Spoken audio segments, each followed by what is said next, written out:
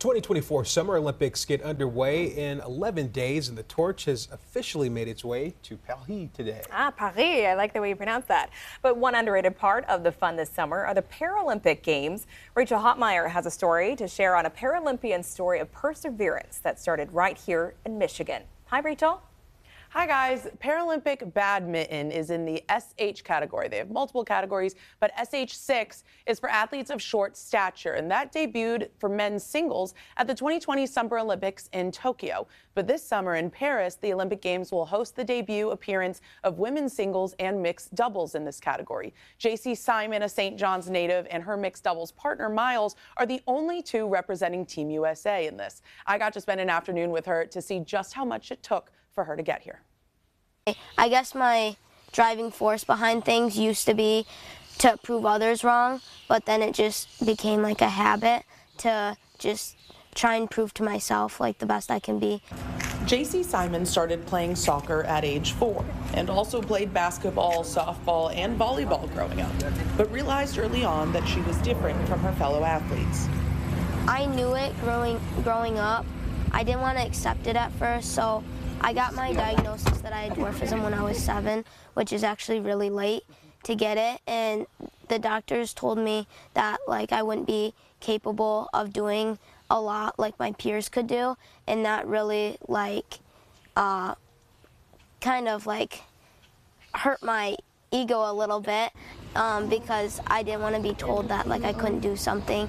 In 2015, Jayci started attending Little People of America conferences where she learned about DAAA, or the Dwarf Athletic Association of America. Only reason I wanted to go, or I was willing to go, was for the sports, because I thought like, oh, I have enough friends, like I'm good, I don't need to meet other little people.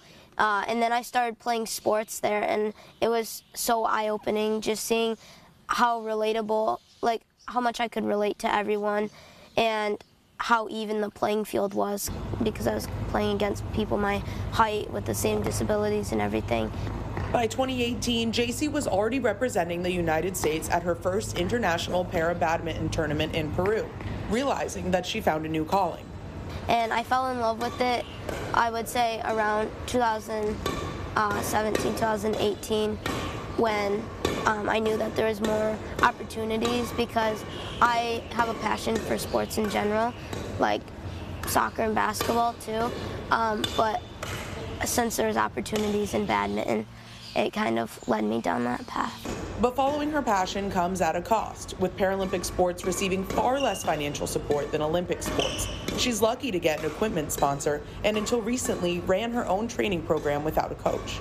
The church nearby has been super helpful in letting me use their church gym whenever. So that's been super helpful. That's where I've done a lot of my training. But it's still not great because I don't have a coach. So I basically drag my parents to the gym and have them throw me shuttles, or I do footwork, basically things that will get me by. My faith has definitely helped me, and just bring me peace that like whatever happens, happens, and it's meant to be.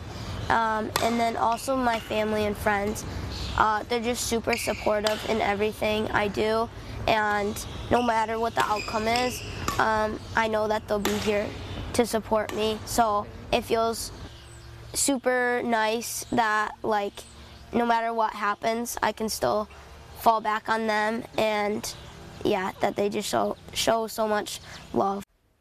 If you think about all the athletic accomplishments it takes to get to this level, just consider that of the 8 or 9 international tournaments Jayci's competed in over the last calendar year, she's only gotten funding for about 2 of them. It takes a lot of sacrifice from herself and her family in order to push everyone to this level. But we're excited to root on Jayci and her partner Miles and watch the Paralympic competition from Michigan. She'll have so many people right in her backyard cheering from her, some 3,000 miles away in Paris. Oh yeah, she's going to hear us rooting for her all the way from here. Right. Very excited. Thanks, Rachel. So much.